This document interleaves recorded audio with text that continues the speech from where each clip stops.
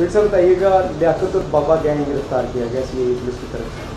अब तक की तफ्तीश में क्या चीज़ें सामने आई, कितनी वारदातें कर चुका है, और सिर्फ क्या लाहौर में ये वारदातें कर चुकी है या किसी और इस्लाम में? ये लियाकत और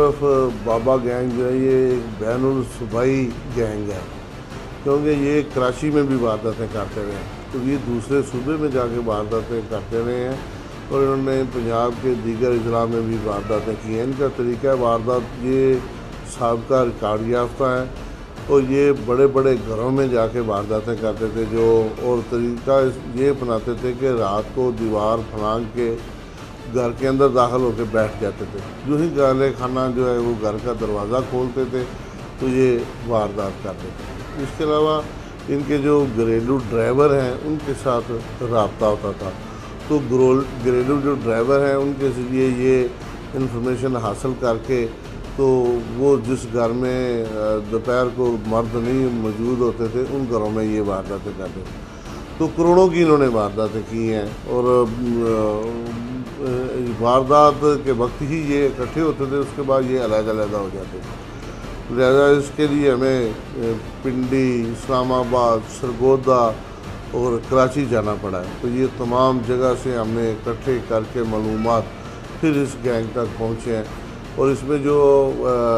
फॉरेंसिक एविडेंस है उसके ज़रिए हमें बहुत ज़्यादा मदद मिली है। अच्छा वैसे एक चीज़ बताइएगा, इनका एक तरीक़ेकार ये भी था कि जो बड़ी बड़ी गाड़ियों में जिसमें लैंड क्रूज़र, प्राडो और दीगर जो बड़ी गाड़ियाँ थी उसके अंदर मुलज़िम का खुद कहना है कि वो रैकी करते थे, जिस घर में तो 4-5 गाड़ियाँ खड़ी होती थी उस घर के अंदर ही दाखिल करते थे। मेरा ये पूछना है आपसे कि बड़ी गाड़ियों के अंदर ये लोग वेपन लेके भी फिरते थे, इस तरह सड़क पे शहर की अहम शहराओं के ऊपर लाहौर जैसे शहर में जो ये लोग फिर रहे होते थे, तो इनको क्या बड़ी गाड़ियों की वजह से इनको चेकिंग नहीं की जाती थी? क्योंकि हर जगह पे आपके नाके भी नज़र आते हैं पुलिस के, और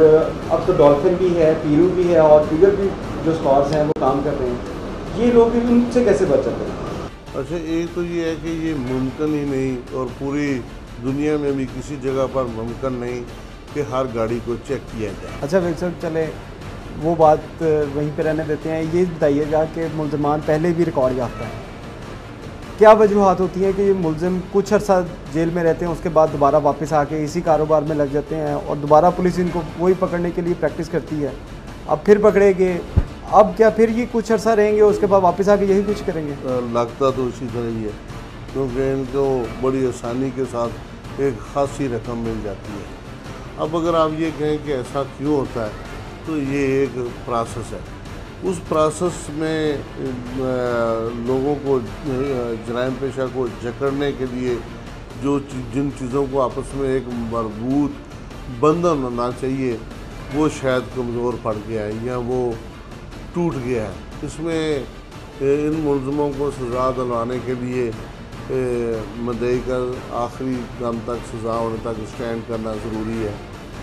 तफ्तीशी अफसर का इसका केस फाइल को अच्छे तरीके से तैयार करना तो ज़रूरी है, प्रोसिक्यूटर की एविडेंस करवानी इसके लिए तो ज़रूरी है, फिर इस पर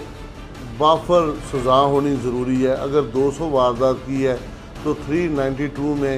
के मुकदमे हैं 200, तो सज़ा तो उसको एक मुकदमे की होनी है, तो वो अगर 2 साल हो जाए, उसमें अमूमन जो है वो 2 साल के करीब होती है, तो 1 साल जो है वो